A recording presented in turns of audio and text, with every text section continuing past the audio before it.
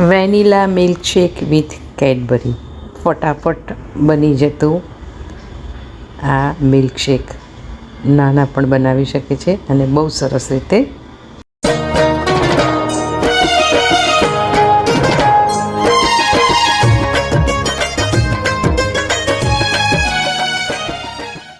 નમસ્તે મિત્રો, હું છું માયા દીપક 22 યુટ્યુબ ચેનલમાં આપ સૌનું સ્વાગત છે. હું જે રેસીપી બનાવવાની છું એ પહેલાં તમે મારી ચેનલ સબસ્ક્રાઈબ ના કરી હોય તો માયા દીપક 22 સબસ્ક્રાઈબ કરો, લાઇક કરો, શેર કરો, કોમેન્ટ કરો. બાજુમાં રહેલા બેલ આઇકોન પર ક્લિક કરશો તો ઓલ બટન આવશે અને જે દબાવવાથી મારા સંગીતના અને રસોઈના વિડીયો તમને સૌથી પહેલાં મળશે. જે મિત્રોએ મારી ચેનલ જોઈ છે, સબસ્ક્રાઈબ કરી છે, એમનો પણ ખૂબ ખૂબ આભાર. અને જે લોકોએ સબસ્ક્રાઈબ નથી કરી અને જોઈ છે એમનો પણ ખૂબ ખૂબ આભાર. હું જે રેસીપીની વાત કરી રહી છું એ છે બહુ ફટાફટ થઈ જતી અને ખાસ કરીને બાળકોને આ વસ્તુ બહુ ભાવે છે.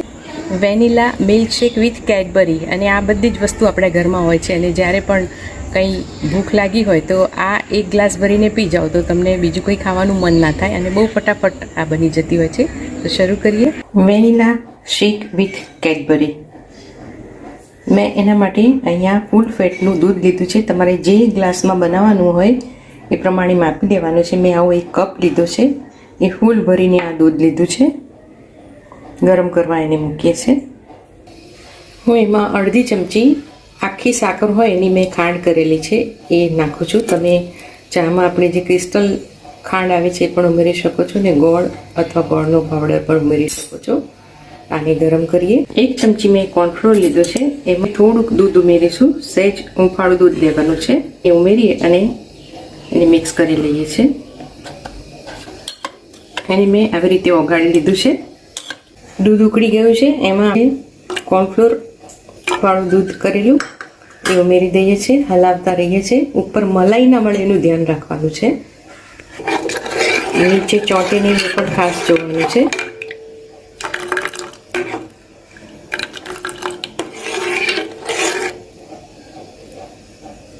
બે મિનિટ ઉકાળીને ગેસ બંધ કરી દઈએ છીએ. મેં અહીંયા એક કેડબરીનો ભૂકો છીણી લીધો છે. આવી છીણીમાં તમે જોઈ શકો છો કે હજુ હું છીણું પણ છું.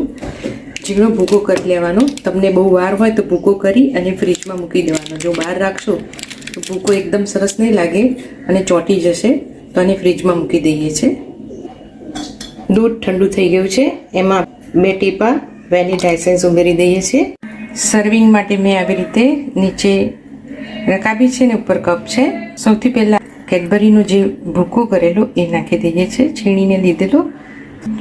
ઠંડુ થયા પછી દૂધ તમે જોઈ શકો છો એકદમ ગાઢું થઈ ગયું છે. આપણે કોર્નફ્લોર ઉમેર્યો છે એટલે તમને કોર્નફ્લોર ના ઉમેરવો હોય તો થોડુંક ઘટ કરવાનું, પણ આના ટેસ્ટમાં બહુ સરસ લાગે છે.